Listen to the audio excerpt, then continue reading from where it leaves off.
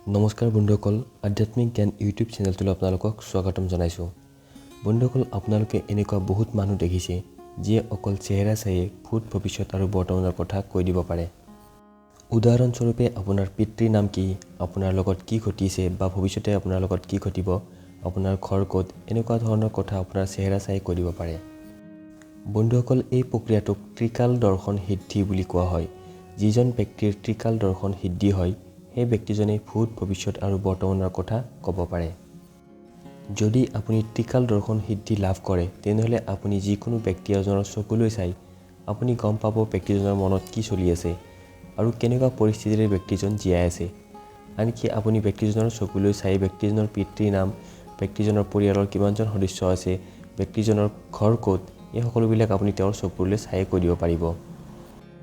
কিছুমান এনেকুৱা ত্ৰিকাল দৰ্শন সিদ্ধি হোৱা ব্যক্তি আছে, হয়তো আপুনিও ক'ৰবাত দেখিছে বা শুনিছে, যি আপোনাৰ পকেটত কিমান টকা আছে সেইটো কৈ দিব পাৰে।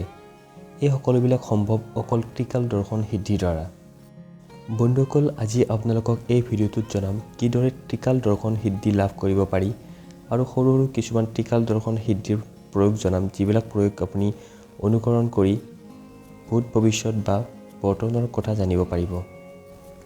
এইখিনিতে আৰু এটা কথা কৈ থওঁ, এই ত্ৰিকাল দৰ্শন সিদ্ধি কিছুমান ব্যক্তিৰ জন্মগতভাৱে থাকে।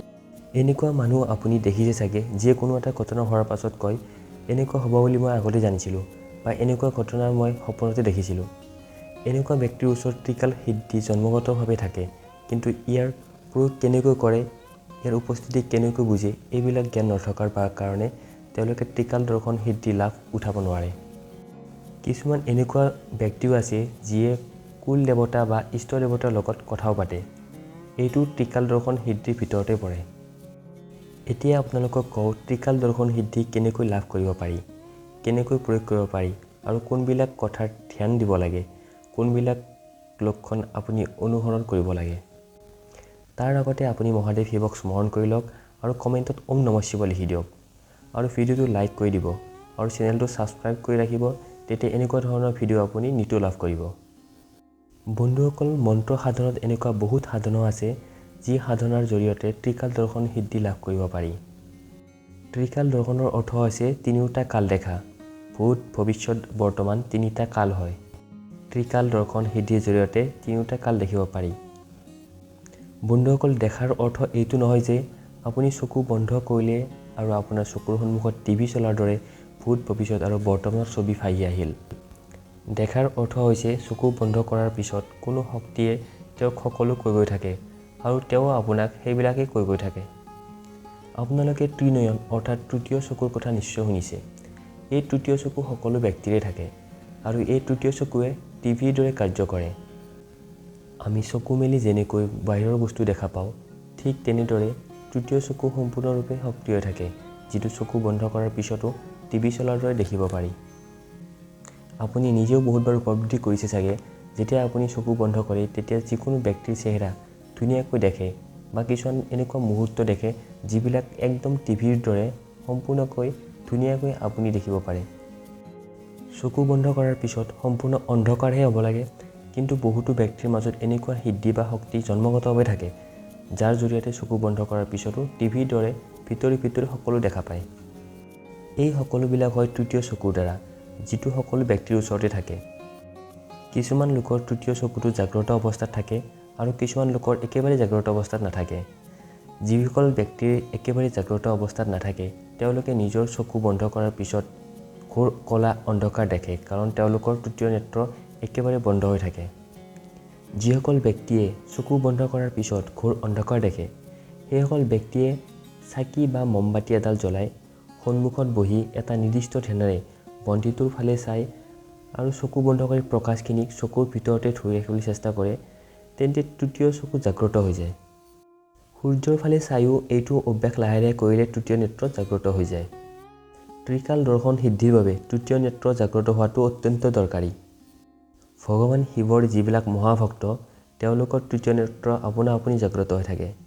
ভগৱান শিৱৰ মহাসাধকৰ আপোনা আপুনি ত্ৰিকাল দৰ্শন সিদ্ধি হয়। বন্ধুসকল, ত্ৰিকাল দৰ্শন সিদ্ধিৰ প্ৰথমটো ষ্টেপ হৈছে ত্ৰিনয়ন জাগ্ৰত কৰা। ত্ৰিনয়ন জাগ্ৰত কৰাৰ কাৰণে আপুনি সন্ধিয়া সময়ত এটা কোঠাৰ ভিতৰত অকলে এডাল মমবাতি বা বন্তি জ্বলাই তাৰ সন্মুখত বহিব আৰু একান্ত মনেৰে বন্তিগছিৰ পৰা ওলোৱা জুইৰ শিখাটোলৈ 10 পৰা 15 ছেকেণ্ড সময় চাব। তাৰ পাছত চকু বন্ধ কৰি ওম ধ্বনি উচ্চাৰণ কৰি জুইৰ শিখাটো চকুৰ ভিতৰত চাবলৈ চেষ্টা কৰিব। যেতিয়ালৈকে পোহৰ দেখি থাকিব তেতিয়ালৈকে চকু নেমেলিব। যেতিয়া লাহে লাহে পোহৰ কমি আহিব চকু মেলি আকৌ শিখাটোলৈ চাব। আকৌ চকু বন্ধ কৰি ওম ধ্বনিৰে চকুৰ ভিতৰত পৰহি ধৰি ৰাখিবলৈ চেষ্টা কৰিব। এইখিনিতে আৰু এটা কথা কৈ থওঁ, যিবিলাক আধ্যাত্মিক মনৰ মানুহ তেওঁলোকে জুইৰ শিখাৰ পোহৰ চকু বন্ধ কৰি বহু সময়লৈ ধৰি ৰাখিব পাৰে।